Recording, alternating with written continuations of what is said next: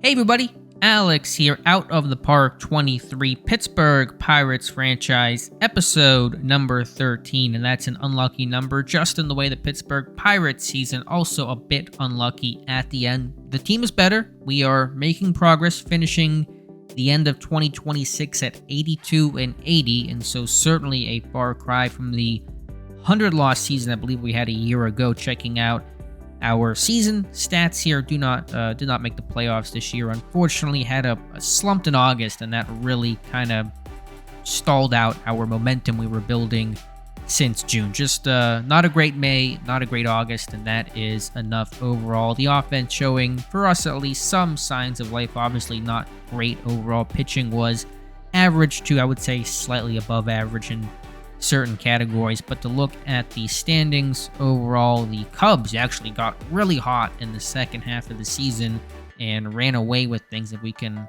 pull up their numbers here, yeah, I mean, it was a tough start to the year, a couple games below 500 by the end of May, and then 20-8 in June, 20-7 I should say in August, and 16-6 in September. And so the Cardinals had led, as you guys will see in this graph, the Central for the bulk of the year. Then the Cubs just got super hot late, and they ran away with the Central. Cardinals do capture a wild card spot. We finish in third place ahead of the Reds and the Milwaukee Brewers. So those are the standings in the NL, and those are the standings over in the AL, with the Guardians, Astros, and Twins making the postseason. We can look at the... Oh, do we have the playoff bracket yet? I don't know if we do, if I'm just missing it somewhere, because the season has not officially ended, but I'll show that in the next video. Again, bottom line is, for our interest, the Pirates going 82-80, a winning season, a better season, but not a playoff season.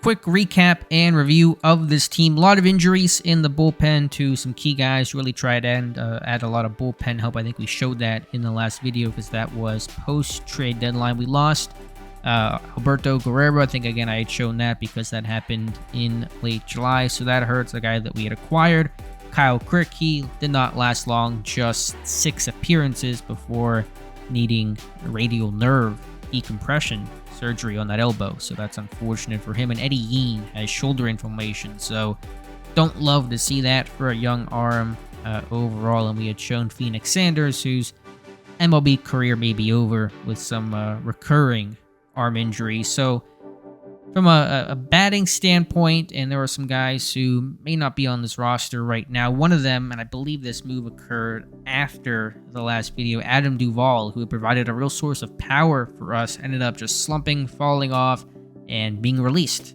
by us, by the Pittsburgh Pirates. Hit 16 home runs in 90 games overall, 85 starts, but really slumped, and we released him officially on August 24th. He refused a demotion, and I really had no choice, just could not play him anymore as we tried to make a playoff push. So looking at, let's see, WRC Plus, Brian Reynolds, excellent. Now Reynolds has, and this will be the big story of the offseason, and player opt-out for 2027. He can opt in, make $19.1 million, or opt out. I'm guessing he's going to opt out and try to get some more money coming off a great 5-WAR season. I'd like to think that he sees what the Pirates are building, and he'll try to stick with us for one more year, but that'll be the top story of the offseason. What will Brian Reynolds decide? One of our best pickups this year was Steven Kwan, claimed off of waivers from the Giants. As I mentioned last video, he got off to a really hot start, kind of cold late, but still was an excellent bat for us with an on-base percentage of over 350. Corbett Vivas really came on strong, ended up playing over Nick Gonzalez towards the back half of the year, hit 310, had a good season. Defensively, pretty average, but the bat is able to make up for that. I tried to focus more on offense than defense this year, at least at most positions. Key Brian Hayes, a good year for him, over 100 WRC plus at the plate. That's the best number he's put up in quite some time, and of course really strong defensively, leads to a 4-WAR season. Gavin Sheets did decently for us, claimed off of waivers, tried a lot of waiver claims, make an impact for us. That's kind of partly how we built this team. RJ Schreck, just above league average, but his first year in the majors, and a good trade. Again, acquiring him for, I think the big piece here was Peguero, the middle infielder, and he has not been very good for them, for the Oakland Athletics. Brock Wilkin, acquired from the Rangers. Some power, developmental guy, but not quite there yet. Maybe someone to play at first base next year. We'll have to wait and see. Marcana came up for a brief cup of coffee because he gets on base at a pretty high clip. Edwin Arroyo Jr., his first full year in the majors, going from high A to the majors at 23.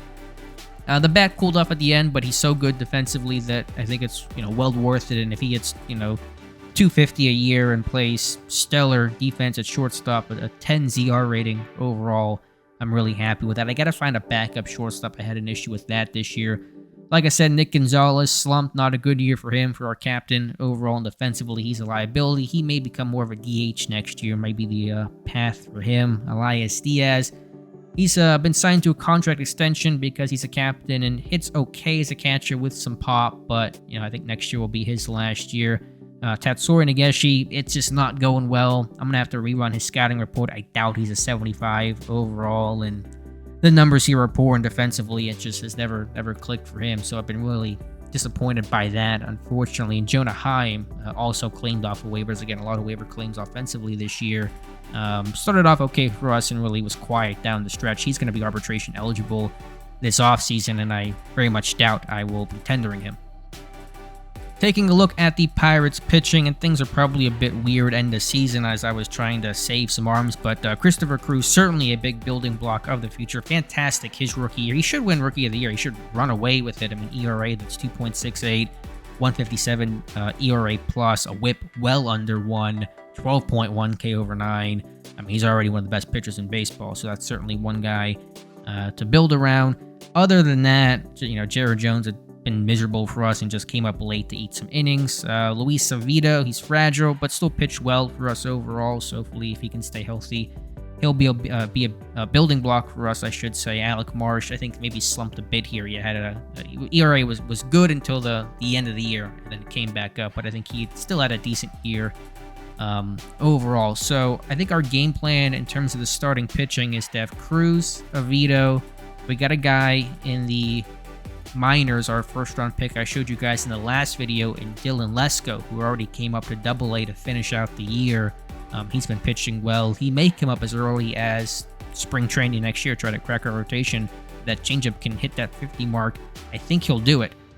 So I'm excited about where he's at overall. So those are three guys plus Marsh. Find a fifth starter. I think it'll be a really good rotation overall. Bullpen wise, Nick Mears was good. He really had a strong improvement. Tyler Duffy acquired in a trade. Did he get hurt? He might have gotten hurt. Yeah, I think back in August and missed a couple of weeks, but I still think that was a good trade overall. Victor Vodnik proved that overall ratings don't always matter. Good stats overall. The walks, maybe he got a bit lucky with the walks, but he's done a good job for us. Jason Foley's always been consistently excellent for us, although his price tag is going up, so that's one thing to consider. Daniel Lynch, one spot start for us. Andrew Schultz, I knew with Schultz his numbers were going to get better. He was pretty miserable the first half of the year. The home runs over 9. He was just getting super unlucky. So looking at his splits, if I can pull him up here, just watch the home runs over 9 to begin with. In March it was 7, and granted very limited innings, but in April 1.8, June 1.8, July 2.6, and then finally it normalized. August was 0.7, September did not allow a home run in 15 innings and 10 appearances, and so that brought that ERA down, because I knew with the strikeout rate, even though he is extreme fly ball, the movement's high, he was not going to have home runs over 9 of 1.8 to 2, which is where he was at the first half of the year. So he came back to his normal self, and so that's good to see overall. Trey McGow was excellent, won 16 games for us, and so that was pretty cool to see overall. And Denny Bentley, our Rule 5 draft pick, good against lefties, bad against righties, but he'll be back next year. So that's really where the Pirates hit. Contractually, we have a bit of money to play with. I'll see what our budget is, but it looks like maybe about $5 million. That number fluctuates quite a bit, so it's hard to get a read on. Overall, again, big story of the offseason, Brian Reynolds, option year for 2027. Don't know what's going to happen. We're going to clear money. Jonah Heim, as I mentioned earlier, not going to get $3.2 million. He will not be tendered. Some other guys won't be either. Phoenix Sanders will not be tendered. Crick probably won't be tendered. Some guys obviously will be, but I think it'll be more manageable. And because Quan was cooling off in the second half of the year. His arbitration estimate dropped dramatically. It was a $1.56 million arbitration estimate, but because he, regressed to the mean, it actually is going to save us some money. So I'm not too mad about that in a year in which we did not make the playoffs overall. So I think payroll will be manageable. We won't be big players in free agency. I think maybe I got to figure out what to do, maybe at second or a backup infielder, maybe at first base. I'm not, quite sure what to do there. Maybe add a starting pitcher and a bullpen arm somewhere, but we'll be creative with that. I do want to look at our top prospects and guys who are hopefully going to help us in 2027. Top of that list is a guy named Dolphin Ramirez, who's really come on strong. Just broke out not too long ago and has really shut up and should be our second baseman or even first baseman of the future. And he's a guy that crushed AAA this year in about half a year, a 3-WAR season, 151 WRC plus. His BABIP was high, but this guy looks legit with some more seasoning at just about to turn 24 years old. So that's a top guy for us. James Wood had been on and off our main major league roster, but I don't know if the low contact, low strikeout, low to void case is going to really help him out much. With Pittsburgh in 25 starts, just had a 60 WRC plus, negative WAR player overall. He's a first baseman DH type. And then maybe some other guys that'll come up as well. This guy, maybe because he gets on base at a decent clip, could potentially be a backup infielder for the Pirates. From a pitching perspective, Lesko, like I said, the name to watch. Trent Jones. I don't know about Trent Jones. I mean, he's a weird player. He's got a really tremendous stuff, even though he barely touches 90. He throws like Greg Maddux, and he strikes out at a, Chapman type rate, but low movement, low control, 23. Weird player overall, former 12th round pick, but we'll see what we can do with him. Trey Duffield could come up as well, maybe as a long relief, number 5 in the rotation type of guy. Those are really the only names I'm looking at right now. So, like I said, Ramirez certainly the name that I think will be up probably by, I would say, no later than mid-June next year to try to manipulate some service time, which is very much on brand for the Pittsburgh Pirates. So that's where this team sits. Wanted to do a quick check-in on the Pirates to conclude our year. There was some progress at least, hopefully some brighter days ahead, but Reynolds certainly could potentially make or break our future, our hopes and dreams. So we'll see what happens. We'll come back for, I guess it would be after spring training, right before spring training, but recapping the offseason and seeing what moves are made. Again, probably nothing dramatic, but hopefully this team going in the right direction. So I'm excited to see where it takes us, and hopefully you guys will follow along. So appreciate you guys watching. If you like this video, subscribe to the channel for more out of the park content. I would appreciate that. Again, thank you for watching, and we'll talk to you soon.